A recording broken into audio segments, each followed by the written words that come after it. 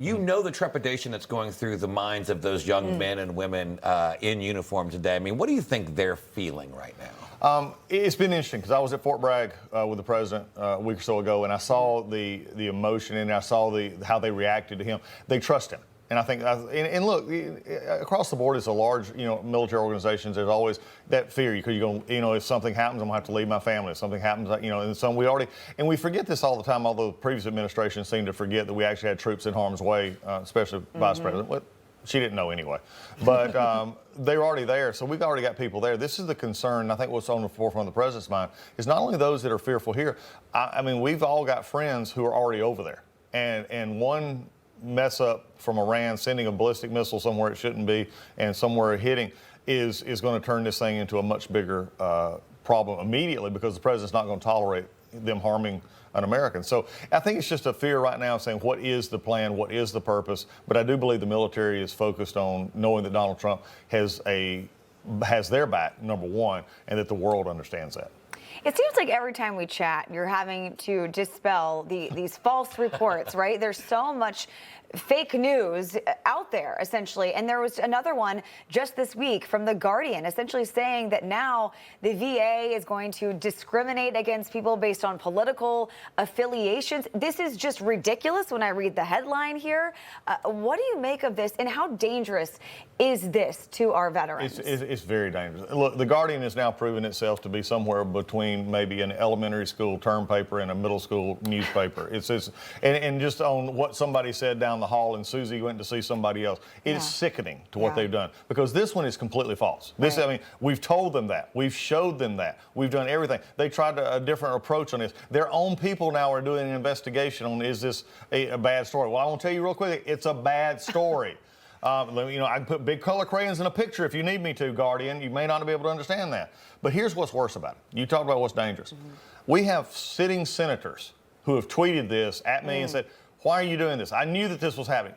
No, you're retweeting a lie, and here's the dangerous part. There may be veterans out there who see this on a social media post somewhere, who see it and don't understand, or they don't know that it's a lie.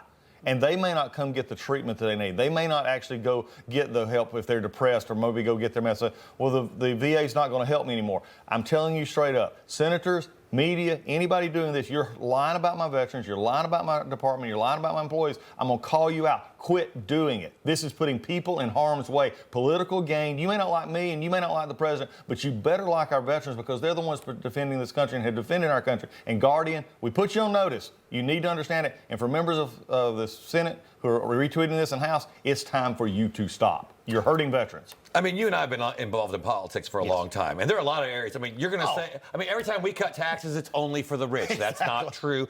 This is different than a political disagreement and the normal bumper sticker lines that Republicans and Democrats all trade back and forth. It's literally putting the lives of our veterans at risk. I believe so. Because, and again, they say, well, you're being over dramatic about this. No, I'm not. We have enough issues. Look, I'm very willing to admit the VA is not perfect. I've said this from day one.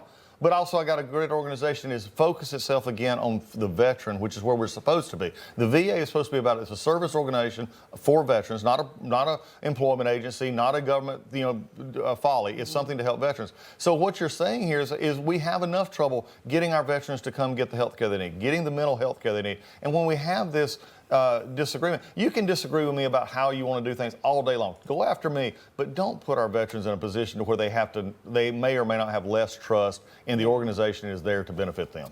Just about 30 seconds left. What is your message to veterans out there who are seeing, again, all of this false reporting?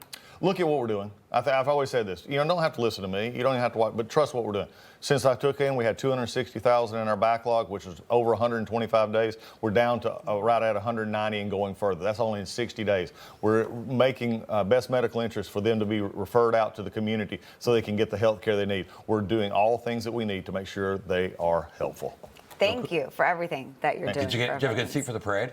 I had a great seat. Yeah, good parade. That was so cool to see. And it was so good to see the patriotism and to see the country coming together. Hopefully for the understanding. It was really good. Outstanding. All right, stuff. Mr. Secretary. Great to see you. Good to see y'all as well. So good to be back here in New York. I know. It's great to have you. Information. Truth